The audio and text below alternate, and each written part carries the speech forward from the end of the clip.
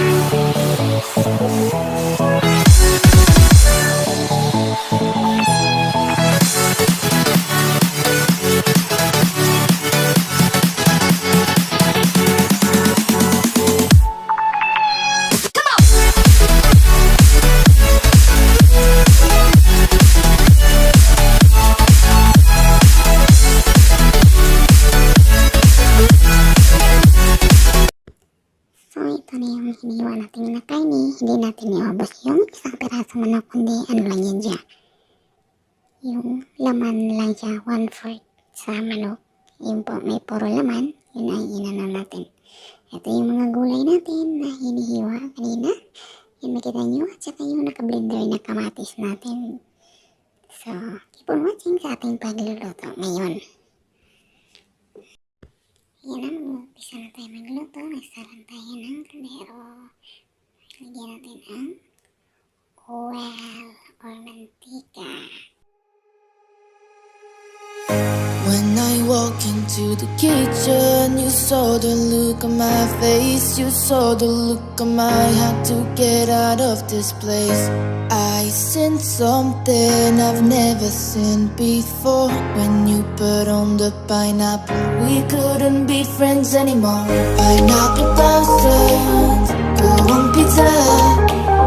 It's a fruit and you know that. Pineapple doesn't. Ayan na, nilalagyan natin yung sibuyas natin or onion. Ayan. Lutuin mo natin yung onion para nagdilaw siya. Tapos, lagyan natin ng mga dry na onion, garlic, turmeric na dry. Lahat yun sa case na yan ay dry. Yan, pinakita yan yung mga dry yan siya na mga ricado. Garlic, onion, at may grapes na pinatuyo. Ayan, kasama dyan. Mabango siya pag ilagay dyan yung mga dry na onion at saka garlic. Meron tayong hilaw na onion, meron tayong dry din. Tapos, ilagay natin yung laman ng manok na hinihiwa natin kanina. Ayun siya. Nilagay na natin yung manok natin. At ang susunod na gawin natin ay lagyan natin yan ng mga ibang ricado or ingredients. O, haluin muna natin sa sibuyas at saka sa mga dry na onion. So, itong ilalagay natin ay cumin powder. Yan siya. Yan ang ilalagay ko to. Cumin powder. Pakita ko sa kutsara. Half lang yan sa kutsara, ha. Cumin powder yan siya. So, yun. Haluin na naman. Ito yung maglagay tayo ng haluin natin para ma-absorb sa karne natin yung nilalagay natin na ingredients natin. So, iyan. Maglalagay tayo ng turmeric powder. Yun siya. Nilalagay natin turmeric powder. Importante yung turmeric kasi maganda yan sa bisa ng katawan yung turmeric powder. At ayan ang curry powder na naman yan. Nilalagay natin. Yun siya. Maraming powder na nilalagay natin dyan. Yan. Makikita ninyo. Yan.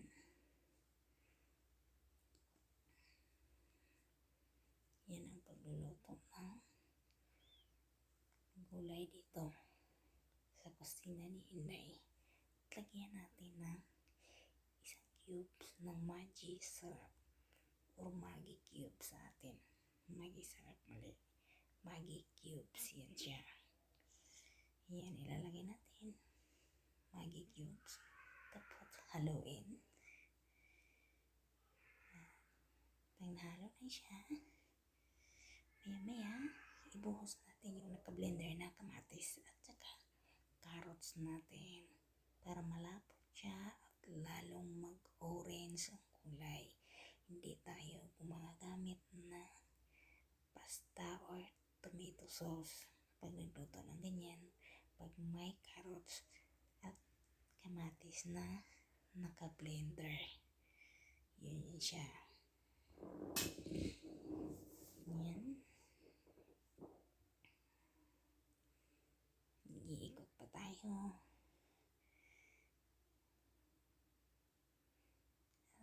Yun ang karton ng curry powder na nilalagay. Yun siya. Curry powder.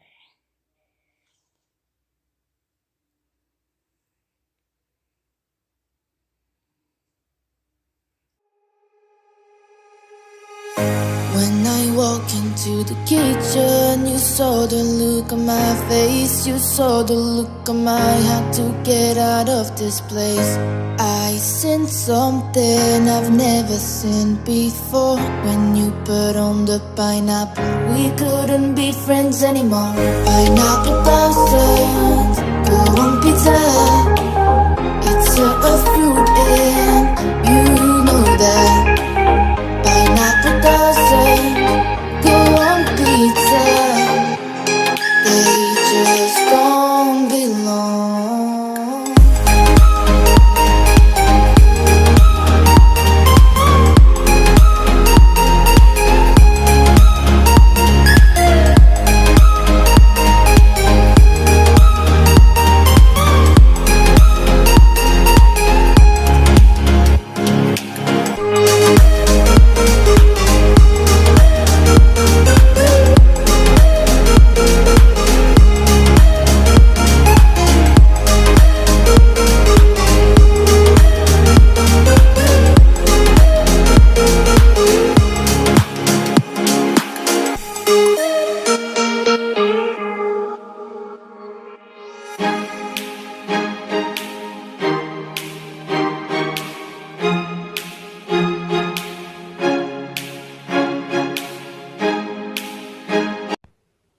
Yan. Last natin ilagay ang ating mga hiniwang sari-sari gulay na carrots, patatas, yung kusa or parang zucchini. Ayun, parang zucchini. Yan siya. Pinahalo natin at saka yung talong nilalagay na natin.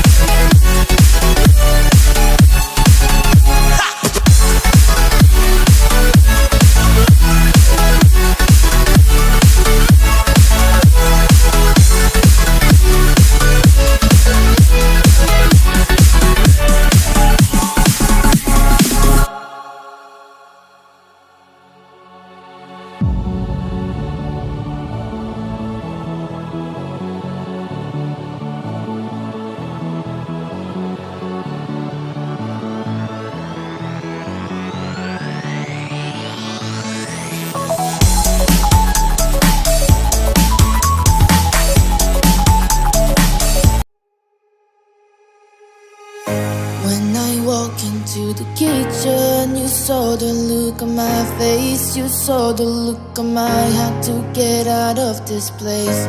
I seen something I've never seen before. When you put on the pineapple, we couldn't be friends anymore. Pineapple thousand, go on pizza. It's a fruit and you know that. Pineapple doesn't go on pizza. They just don't belong.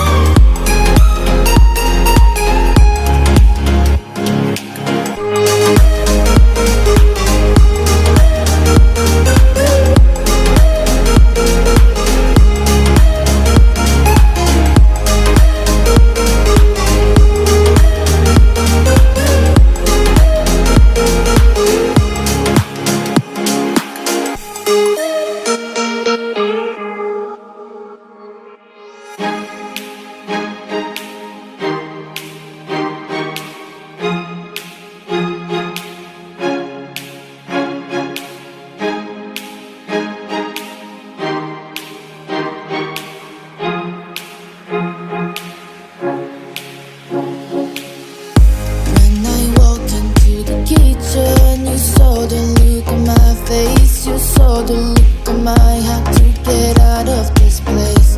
I seen something I've never